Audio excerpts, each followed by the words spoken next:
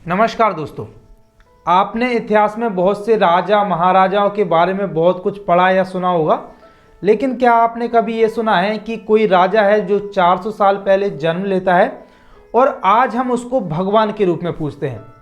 वैसे तो हजारों साल पहले से राजा महाराजाओं के बारे में अगर आप देखें तो इतिहास से पूरा राजा महाराजाओं की स्टोरी से, कहानी से पूरा इतिहास भरा पड़ा हुआ है। लेकिन एक ऐसा राजा होता है जो सिर्फ 400 साल पहले जन्म लेता है और आज हम उसको भगवान के रूप में पूजते हैं। तो आखिर ऐसा क्यों होता है? और अगर आप उनके बारे में थोड़ा सा इतिहास उठाने की कोशिश करेंगे, उसके जानने की कोशिश करेंगे, तो आपको उनके बारे में जो इतिहास है वो थोड़ा सा जानने को मिलेगा। मामूली इतिहास आपको मिलेगा, ज़्यादा कुछ इतिहास आपको उनके बारे में देखने को नहीं मिलेगा। लेकिन फिर भी हम उनको भगवान के रूप में पूजते हैं। तो आज के वीडियो में हम आपको यही बताने वाले हैं कि आखिर वो कौन से राजा हैं और आखिर किस वजह से उनको इस प्रकार से हम भगवान के रूप में पूजते हैं। तो उनको पूजा किस प्रकार से जाता है कि जैसे कोई भी शादी समारोह होता है किसी के यहाँ भी, तो क्या होता है, जो सबसे पहले जो निमंत्रण होता है, जो कार्ड होता है, वो उन्हीं के पास दिया जाता है।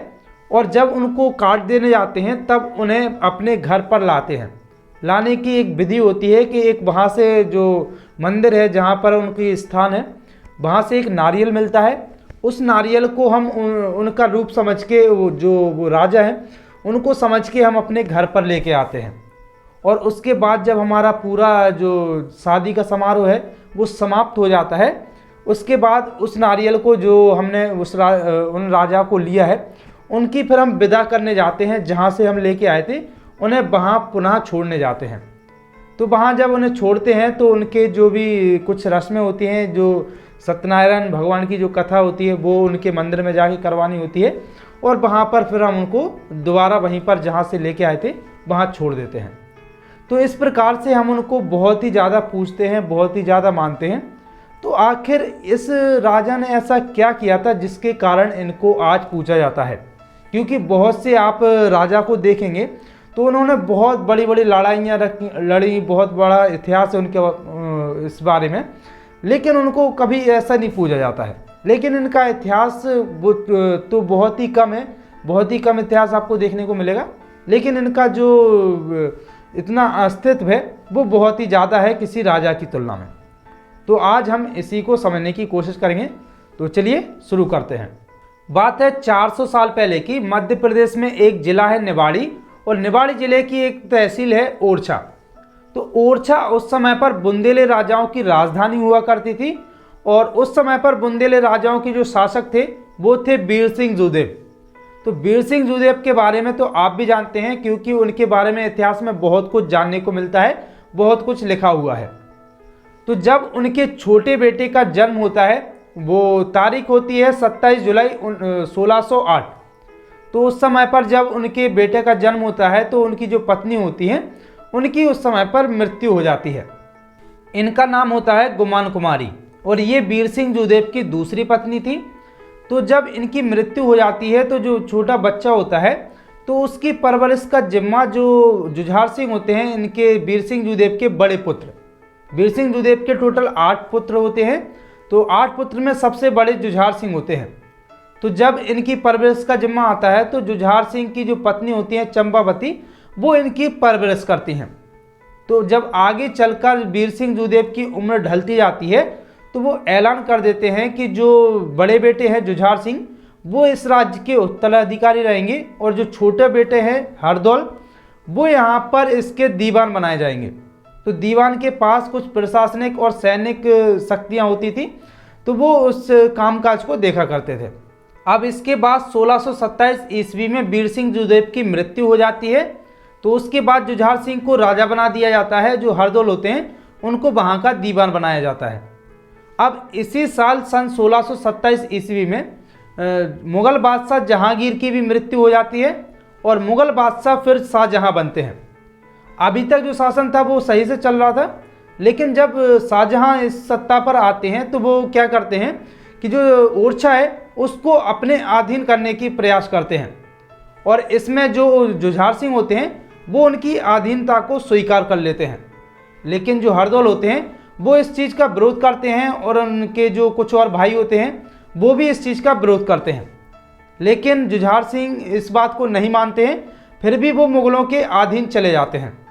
और जो जुझार सिंह होते हैं वो मुग़ल दरबार में 4000 जात और 4000 सवार के मनसबदार भी थे, जिसके कारण जुझार सिंह ज़्यादातर ओरछा से बाहर ही रहते थे।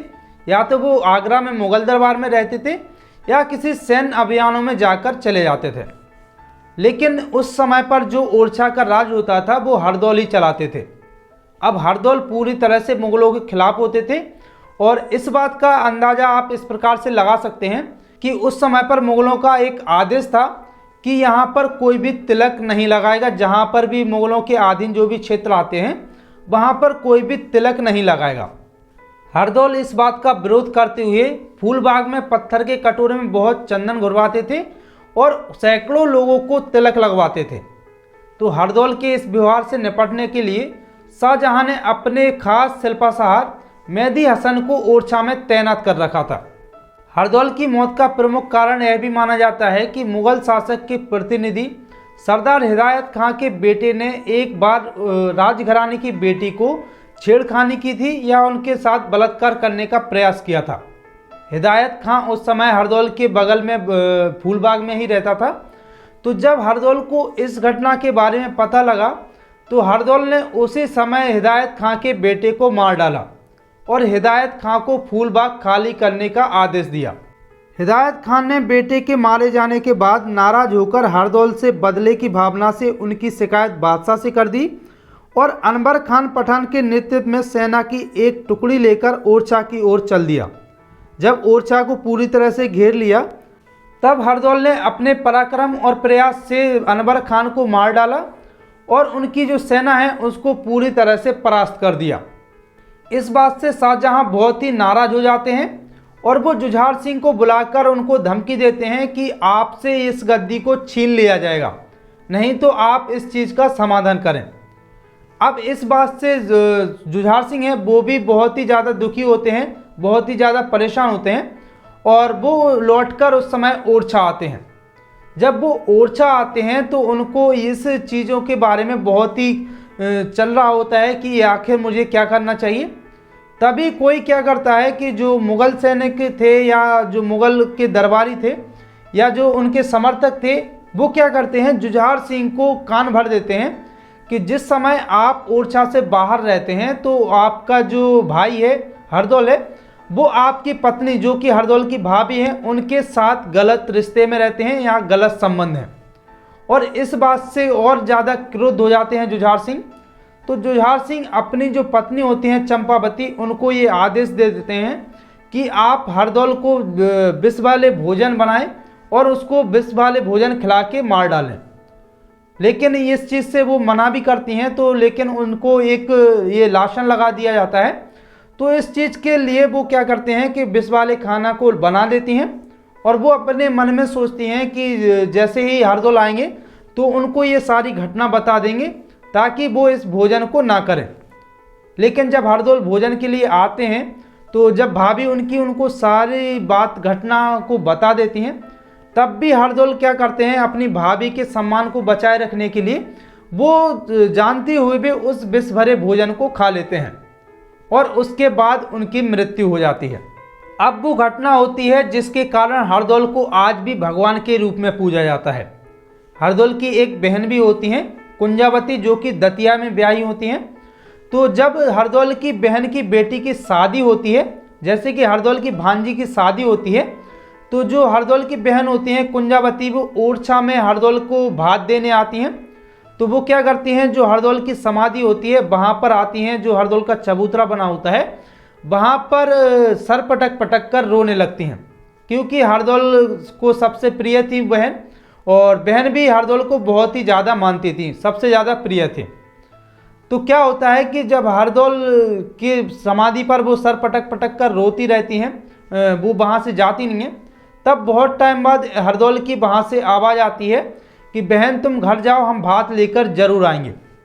तो इसके बाद क्या होता है, जब बहन वहाँ से घर आ जाती हैं और जब शादी समारोह चालू हो जाता है तो उस समय पर हरदौल वहाँ पर आते हैं, भात लेकर आते हैं, लेकिन वो किसी को दिखते नहीं हैं, वो एक प्रेत आत्मा में आते हैं लेकिन किसी को नहीं दिखते। तो इसके कारण जब शादी का समारोह होता है तो जो भानस दामाद होते हैं वो जब खाना खाते हैं तो वो खाना खाने से मना कर देते हैं। वो बोलते हैं जब तक मामा जी, जैसे कि हरदौल वहाँ पर उन्हें सजीव रूप में दिखाई नहीं देंगे, तब तक वो भोजन नहीं करेंगे। तो इसके बाद क्या होता है कि जो हरदौल होते हैं उन्हें अपने सजीव रूप में आना पड़ता है। तो जब वो सजीव रूप में आ जाते हैं तो इस घटना को देखकर आज भी हरदौल को भगवान की तरह पूजा जाता है, क्योंकि वो एक प्रेत आत्मा से सजीव रूप में आ जाते हैं। तो उसको एक चमत्कार मान लिया जाता है और उसके वजह से उनको आज भगवान माना जाता है और उनकी पूजा की जाती है।